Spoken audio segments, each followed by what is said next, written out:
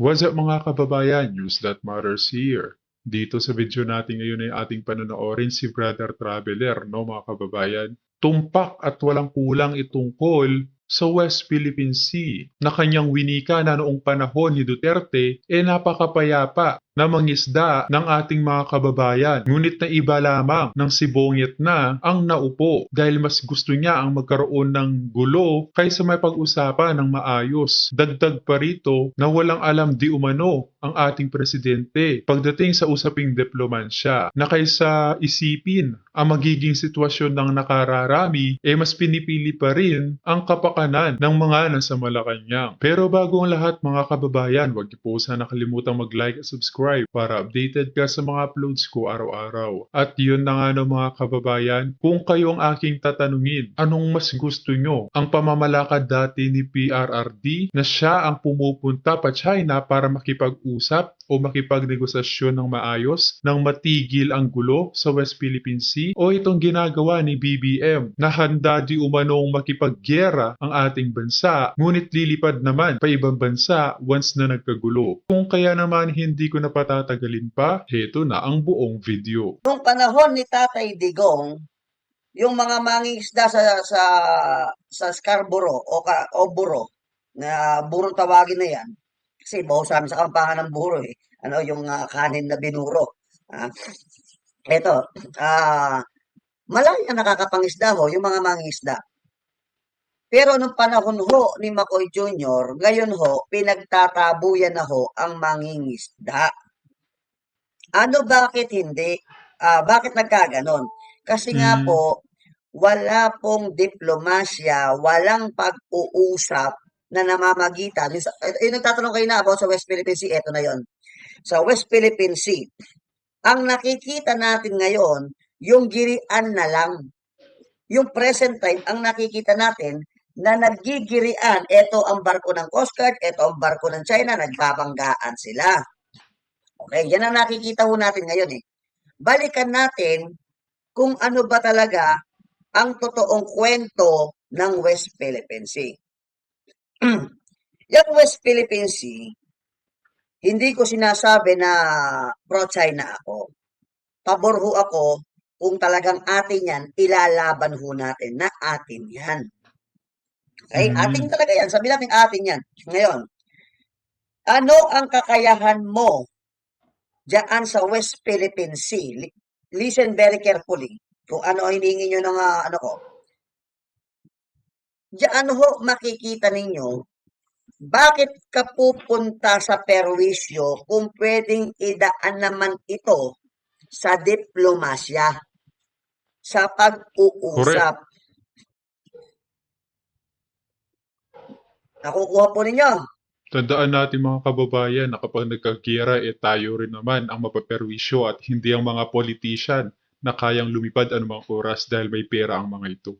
Sabi ni Rico Garcia, pasensya na, di ko alam control to at least kahit paano, papakainin ho natin yung mga troll.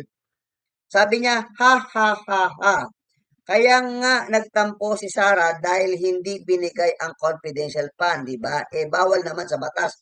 Bakit pa kanya pinipilit niya? Eto. Alam nyo, huwag kayo magagal. Sabi sa akin, huwag ko nang patulan tong mga to. Kaya lang, lason eh. Pagkatapos kong sinagot ko itong tanong na to, sana matauhan ka. Kung hindi ba naman ho kayo bobo at sandamakmak na tanga, Inday Sara Duterte, tinanggihan niya po yang Correct. confidential fund na yan. Pangalawa, sino ba ang nagbigay ng confidential fund? Di yung bobong presidenteng bangag. Saan ba nanggaling ang pondo ng confidential fund na yan? Di sa Office of the President. Tanga. Kung alam mo Sabog. pala na labag sa batas yan, ibig sabihin, lumabag sa batas, etong si McCoy Jr. Kakasabi mo pa lang, Hmm. labag sa batas yan. Sino ang naglabas? Ito paliwanag, pinapaliwanag lang natin, ano? Kasi marami hong tanga na hindi nakakaunawa sa confidential fund. Kung sinasabi mong labag sa batas yan, yung pinanggalingan ng 125 na yan, na confidential fund, under the office of the president. Sa madaling salita, mismong ang presidenteng bangag ay lumabag sa Hmm. batas. Ba't hindi nyo balikan kung saan nanggaling yung confidential fund na yan? Kaya wag kayong debate sa akin dito. Sosoplak kayo, babalik sa inyo. Ngayon, Ah, ah, kaya nga hindi tinanggap ni Inday Sara, tinanggihan na ho yung confidential fund na yan, ano? Yung mga confidential fund na yan na yung 125 million na yan, under the office of the president yan. Sabi mo, kakasabi nyo lang, labag sa batas. Kung labag sa batas yan, di lumabag sa batas, si Bangag. mm, Sagot pa. Kung makakasagot ho kayo. Balikan natin ang West Philippine Sea. Ang West Philippine Sea ho, mga kababayan, isla ho yan. Dagat yan. Pinagkukuhanan ho ng kabuhayan yan. Di ba? Ngayon, ano ho ang dapat gawin natin sa ating kapitbahay? Awayin mo ang kapitbahay mo dahil sa bakod? Di ba? Dahil sa bakod na yan. Kung po pwedeng pag-usapan ang bakod na yan na hindi kayo nag-aaway, bakit hindi humaidaan sa mabote at magandang usapan? tama. Di ba? Tulad na lamang anong ginawa ni Pangulong Duterte, no? Na kaysa mangalib nga naman ang buhay ng nakararami dahil sa banta na magkakagyera, bakit din na lang gumawa ng magandang hakbang si BBM sa presidente ng China nang makapangisda muli ng maayos at mapayapa ang mga kababayan nating mangingisda. Ngayon, maliwanag ko. Ang stand ko ho diyan, mga kabayan, kung talagang atin naman yung West Philippines na yan, pero bakit mo isusulong na pwedeng mauwi sa kaguluhan na nangyayari ngayon? May naputulan pa ng daliri. Tingin ho ninyo, Yun. Mm-mm. ang gera ho ba dyan lang ho sa West Philippines Sea? Kung matuloy ho Hindi. itong napipintong gera na ginagawa ng administrasyong ito. Tingin ho Buong ninyo, bansa. baka akala ho ninyo kayong mga masyadong matatapang. Baka iniisip nyo ang gulo at gera ay dyan lamang sa dagat. Mm. Isipin nyo ho ang mainland natin. Sino ang tatamaan dito? Hindi lang po dagat ang gera. Pag natuloy ho ito. Luzon, Visayas at Mindanao. At hindi na ho uso, brave heart shoutout at hindi na uso ngayon yun hong sinaunang labanang gera. Naaabangan mo sa bawat pampang ang Tama. barko ng kalaban. Bomba Ang na. labanan ngayon, Nuclear. paliparan na ho ng missile. Ang lapit lang ho ng China. Papaano mangyayari? Madudurog ho tayo dito.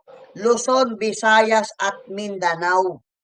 Babagsakan lang ho ng Correct. mga missile ito. Kaya sabi ko kay Partner Admar, meron na ba tayong rito? Meron na ba tayong interceptor?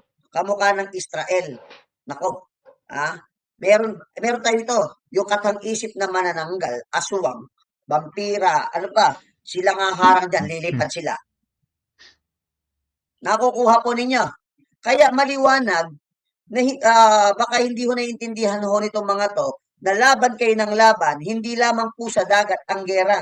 Pag pinaliparan ho tayo ng missile mula Luzon, mula Visayas at Mindanao, sa liit lang ho ng Pilipinas na to, lusaw po tayo. Matutulad tayo sa Ukraine. Bakit kasi Mm. nila pinipilit at mas nilalapit nila ang sarili sa kaguluhan kaysa pag-usapan yung pong usaping matino at Tignan mo, mga opisyalis din ang naguna sa gulo ng mga yan. Pero yung mga tao ng Ukraine, no? Sila din yung naperwisyo sa ganitong gulo. Di ganun din ang mangyayari sa atin, mga kababayan, na tayo ang magiging kawawa bandang dulo. Habang itong mga politician, nakalipad na bago man ang gulo. walang kaguluhan. Alam nyo bakit? Kung wala hong nagsusulsul dyan kay Macoy Jr., kung wala hong kumokontrol dyan, eto sabihin ko sa inyo, magkakaroon ng usapan dyan. Alam nyo, papakita ko sa inyo. Kasi nung panahon ni Tatay Digong, walang kano na pwedeng magsulsul sa kanya. Kaya ho, ang West Philippine Sea, yung status quo, Nag-usap sila. Huwag Hmm. natin pag-usapan yan, magulo yan. Basta ganito lang gawin natin. Hindi kami magpapatayo ng infrastruktura dyan. Hindi kayo magpapatayo ng infrastruktura dyan. Ngayon, malaya kayong mangingisda dyan. Everybody's happy. Pero sa panahon ho ni McCoy Jr., ladies and gentlemen, I would like to inform to you na hindi niya po kayang makipag-usap sa isang salitang diplomasya sa Amerika dahil nirerendahan siya ng mga kano. Yun. Bukod tangi lamang ang Pilipinas ang nauuto ng kano. Kontrolado ho. O, parang kabayo, pag hinatak mo, dito ka, pupunta dito. Pag hinatak mo sa kabila, dito ka. Pag pinalo Hmm. mo, tatakbo yan. Yan ho Sa madaling salita, wika ng taong bayan, tuta ng mga kano itong si BBM. ang totoo. Tanggalin mo kano, makipag-usap sa Amerika, sa China. Pag-usapan na maayos yan. Hmm. Nakuha nyo? Tanggalin nyo ho usapin. Ngayon, usapin ito. Mamaya pag-uusapan din natin yan. Ano? Pag-uusapan din natin yung sinasabi nila na invasion of China na kesyo may nakita daw mga uniforme. In the entire history of the Maharlika or the Philippines, wala pong history ang incheck na tayo po ay sinakop dito. Wala. Tama. Pero may Makipagkalakalan lang. history ang China na tayong neighbor niya, may history po sa kalakaran. Tama. Yung Correct. barter, negosyo. Sabi ko nga ho kay Admar, even the first president of the Republic of the Philippines, yung si Emilio Aguinaldo Yipami, dugong incheck. Okay, akala ho nila na ang maisog is anti-government. The maisog with the TAPS coalition is not anti-government. But pinipilit ho lang kasi anti-government kayo. No, we are not anti-government. Yung Hmm. anti-government, yung kinakalaban mo ang gobyerno na wala kang rason, kung hindi palitan mo lang ang nakaupo dahil hindi mo gusto. Ang ano po namin, ang pinaglalaban po ng TAPS coalition o hakbang ng maisog ay 4 na nagdagdag nanganak na hindi po pinakikinggan ng gobyernong ito. Isa-isahin ho natin. Transparency. Bakit po ba pinagsisigawan ng bawat Pilipino mapadilawan ka? Ito mapapulawan ka, mapapinklawan ka, mapa-green ka man. Pare-parehas ho natin, napabor ho sa atin itong transparency. Tama. Bakit sinasabi ko napabor sa atin to? Yung usapang nagbabayad ka ng buwis, bumili ka lang sa tindahan, nagbayad ka na ng buwis, hindi natin nalalaman, hindi natin nakikita kung saan napupunta ang pera ng taong bayan. Kaya Tama. kailangan po natin Agree. ng transparency. Hindi po tayo pumunta diyan para guluhin ang gobyerno. Pumunta ho ang hakbang ng maisog TAPS coalition para ho sabihin sa gobyerno, hindi ayuda ang kailangan namin. Ang kailangan namin, etong mga sumusunod, madali bang sundin ito? Hmm. Alin yan? Transparency. Ngayon, kung isa kang loyalista, isa ka namang loyalista ng mga dilawan, isa kang loyalista ni Leni Robredo, isa kang loyalista naman ni Marcos, loyalista ka ni Cory Aquino, ni Noynoy. Kapag ayaw mo ng transparency, very big question mark sa inyo yan. Bakit? Ibig sabihin, ayaw nyong malaman kung saan napupunta ang pera ng taong bayan na pinagkatiwala sa gobyerno. Am I correct? Tama po ba ako? Tama po. Kaya hindi yun natin kalaban ng gobyerno. Transparency ho. Kahit kaya yung mga loyalista, kaya yung mga vlogger na dugyot vlogger, nasasaktan sila kung tawagan natin dugyot vlogger kasi hindi ho nila kayang manawagan ng Hmm. transparency. Mga Yung bayaran. mga dilawan, yung mga may abogado pa dyan, hindi ho nila kayang isigaw yung salitang transparency. Hindi nyo pera yan, pera ng taong bayan yan. Kukuha po ninyo.